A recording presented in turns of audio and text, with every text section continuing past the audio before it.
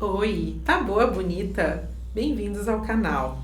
Hoje eu quero trazer a vocês um caso que aconteceu comigo há algumas semanas e eu achei importante misturar nesses assuntos que a gente vem tratando sobre viver com HIV e viver bem.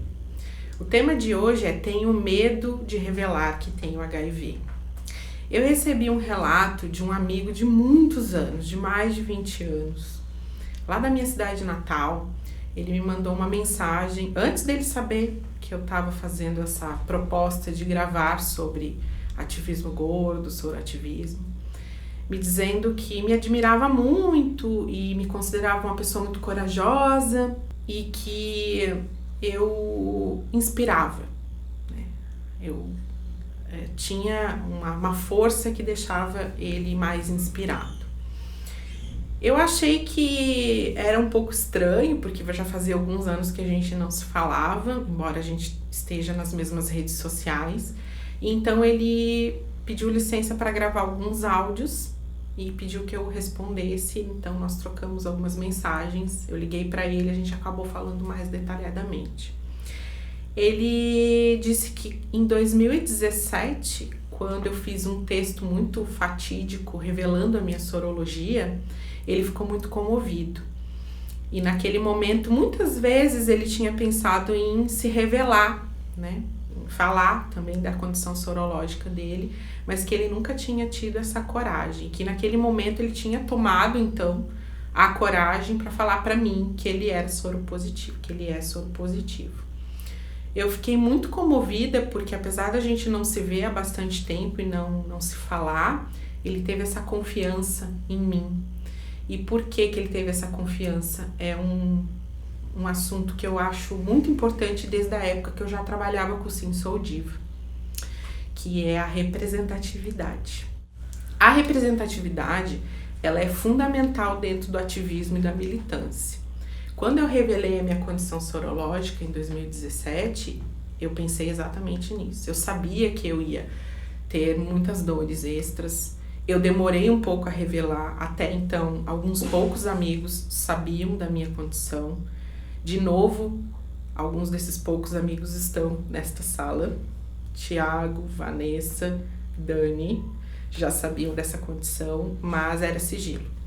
Eu revelei para poucas pessoas porque eu tinha muito medo. Eu tinha passado por um coma, eu não sabia se eu ia ter força para suportar a discriminação e outras coisas que permeiam muito a vida do soropositivo. Mas aí, analisando já todo o meu trabalho com o Sim Sou Diva e entendendo que muitas vezes a gente expondo a nossa dor, ela vira combustível, não só para o nosso próprio combate a essa dor, mas para auxiliar outras pessoas, eu entendi que eu tinha que revelar a minha sorologia.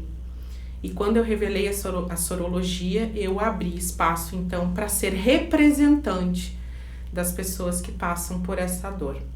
E nesse momento eu tô botando em prática alguns daqueles sonhos que eu tive há 3 anos atrás, que é falar com vocês sobre esse assunto.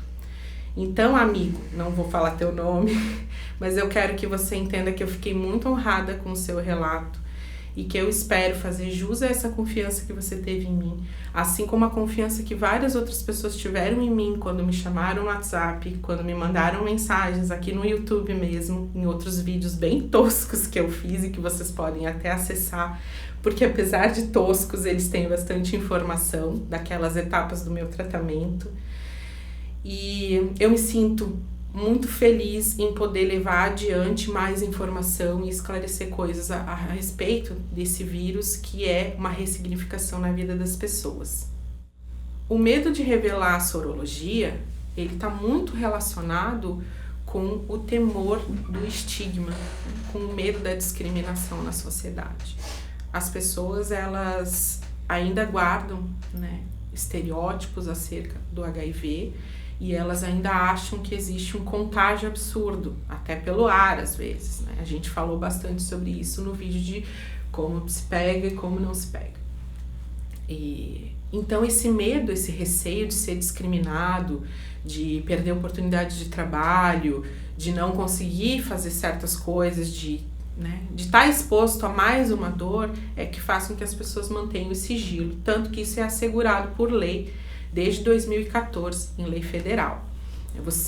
Não sei se vocês sabem, mas é muito importante que vocês saibam disso. Toda pessoa que revela para vocês uma condição soropositiva, ela tá revelando um segredo. Se vocês contarem isso para alguém, vocês podem ser processados.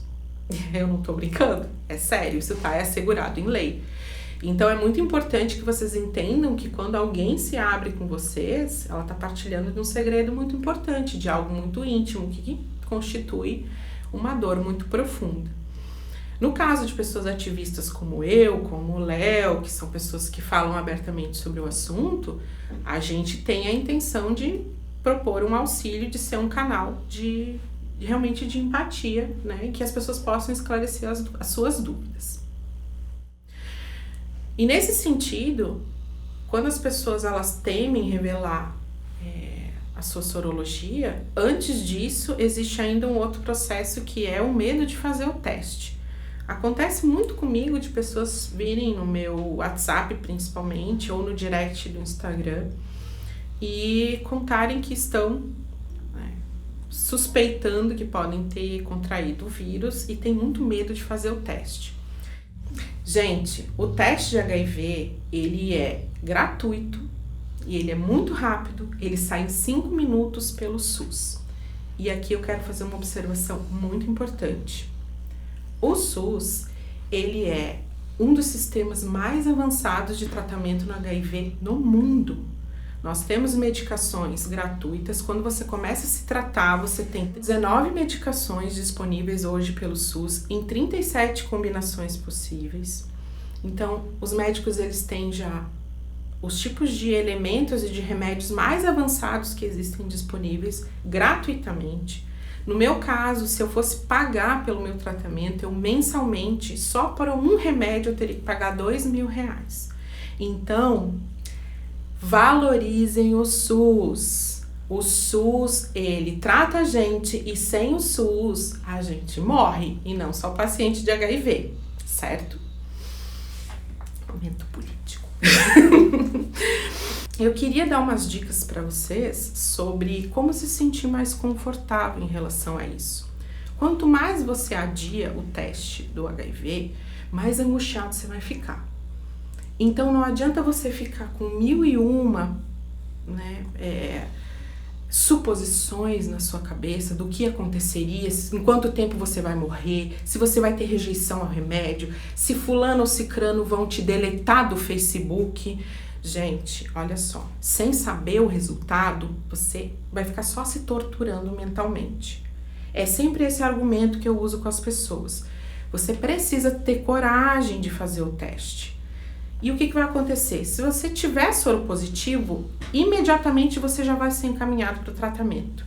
Lembrando, é gratuito. Você já vai ter acesso ao infectologista, você já vai sair do posto com o infectologista marcado e, em alguns casos, aqui em Florianópolis, muitos postos oferecem isso, em São José também, você já vai sair com um atendimento psicológico marcado também, que é muito importante, é um serviço que o SUS também oferece.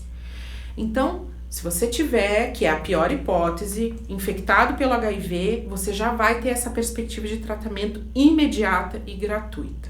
Se você não tiver com HIV, você vai ter uma nova chance de reflexão, de rever as suas posturas e as suas condutas, principalmente sexuais, porque a gente sabe que a maior parte das pessoas com HIV contraíram por via sexual.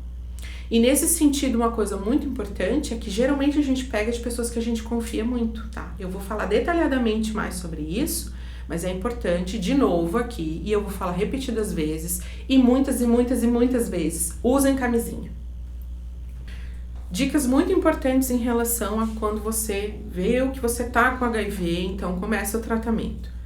Começou o tratamento logo, um mundo de possibilidades vai abrir para você. Você já vai ter o tratamento muito avançado, vai ter a medicação mais avançada e vai já perceber que a sua vida não vai acabar, que não tem aquele monstrinho da morte em cima de você.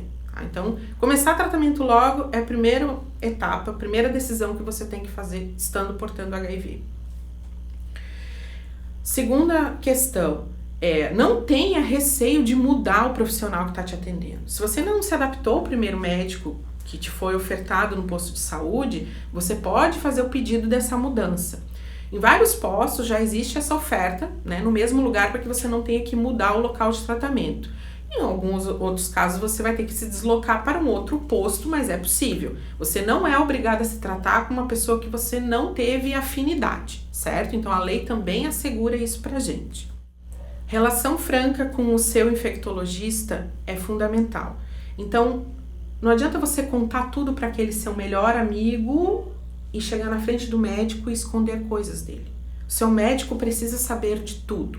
Ele precisa saber, inclusive, se você teve sintomas que, às vezes, para você são bobos, mas para ele é muito importante para entender até os efeitos colaterais, os possíveis efeitos colaterais de uma medicação. Então, tá tendo insônia, dor de cabeça, você percebeu alterações na sua memória, alterações no seu sistema gastrointestinal, tudo isso você precisa relatar e ter uma relação franca com o seu médico. Falar das coisas que você faz costumeiramente, porque não adianta você chegar na frente do médico e dizer para ele que você tá tomando remédio e chegar em casa você toma um dia, esquece no outro, aí daí fica 3 dias sem tomar, volta, assim não funciona. Isso não é adesão ao tratamento. E nesse sentido eu vou explicar uma coisa para vocês. Eu tive rejeição à minha primeira medicação. No geral, as pessoas elas têm boa adesão já na primeira medicação, tá? Isso é uma porcentagem bem alta das pessoas que se tratam contra o HIV. O que aconteceu comigo? A primeira infectologista que me tratou, não é que ela tenha sido incorreta, mas ela não me explicou que eu deveria tomar o remédio sempre na mesma hora, por exemplo. Isso é uma informação muito importante. Quando vocês começam a tomar o remédio, vocês precisam procurar um horário que seja confortável, que seja de fácil lembrança, botar despertador. Eu tenho despertador no meu celular. E tomar sempre naquele horário. Desviou meia hora, 1 hora no máximo, tudo bem, isso não vai alterar. Agora, não fiquem tomando num dia à noite, no outro dia de tarde, no outro dia de manhã cedo. E principalmente, não falhem, principalmente nos primeiros meses. Tomem todos os dias no horário certo. Como essa primeira infecto não me deu essa informação, eu tomava em horários diferentes, em horários desregrados. O que aconteceu? O meu organismo, o DNA do vírus que estava sendo copiado no meu organismo, porque eu estava começando o tratamento, ele criou resistência à primeira medicação. E isso a gente chama de rejeição inicial. Essa rejeição fez com que o meu organismo não reagisse mais àquela medicação. Então, o meu CD4, em vez de aumentar com a medicação antirretroviral, ele começou a diminuir. Ou seja, o meu pelotão, ao invés de receber reforços, ele começou a ficar mais fraquinho, e mais fraquinho, e mais fraquinho. Até que ele chegou ao número absurdo de 74. Que para quem tem um parâmetro, isso é menos do que uma pessoa, um paciente de câncer terminal. Nessa fase, então, eu vivi um segundo flerte com a morte, vamos colocar assim. Porque aí eu tava me tratando, mas essa medicação não fazia efeito, e se eu pegasse um resfriado, não era nem gripe, tá? Era um resfriado, eu morreria. Isso foram as palavras do meu próprio infectologista, o Dr. Juliano. Ele me chamou na chincha mesmo e disse, ó, se você pegar um resfriado, você vai morrer. Ele não disse você pode morrer, ele disse você vai morrer. Então, para sair, eu tinha que sair de máscara. Já tenho experiência em usar máscara. Tinha que sair de máscara. Eu não podia ter contato com aglomerações, eu não podia entrar em lugar nenhum que tivesse muita gente. E naquela época, o que me salvou foi estar morando num sítio onde eu tinha água natural, onde tinha contato com a natureza, respirava um ar puro. Eu tinha uma pessoa que estava junto comigo, que era o meu companheiro, que me ajudava bastante nas coisas. Não tinha uma vida estressada com trânsito, com coisas relativas à cidade grande. Então, isso fez com que o tempo da mudança do tratamento e a agilidade do meu infectologista proporcionassem uma nova chance, em cima já da outra chance, né? Ele foi rápido, pediu um exame detalhado, né, que é um exame que demora a sair. Nesse meio tempo, ele já fez um pedido para troca da medicação. Então, na época, eu tomava um comprimido, daí eu passei a tomar 4. Hoje em dia, eu tomo 4 comprimidos, mas o meu organismo foi fantástico. Em menos de 2 meses, eu não só aumentei o meu CD4, mais do que dobrei, como eu fiquei indetectável. E estar indetectável é o sonho de qualquer pessoa que é portadora do HIV. Vocês sabem disso, quem está me vendo é soro positivo. 2 meses, gente. 2 meses com troca de medicação e tratamento certinho, adesão, eu estava indetectável. Então, é possível. Eu estou indetectável desde o começo de 2018. E eu lembro que foi um dos dias mais felizes da minha vida, quando eu peguei o exame e apareceu indetectável. Eu saí gritando, eu mandei mensagem para todo mundo. Foi um auê, mas foi um dia muito feliz para mim. E eu espero que quem não esteja, chegue nesse dia, que é muito feliz.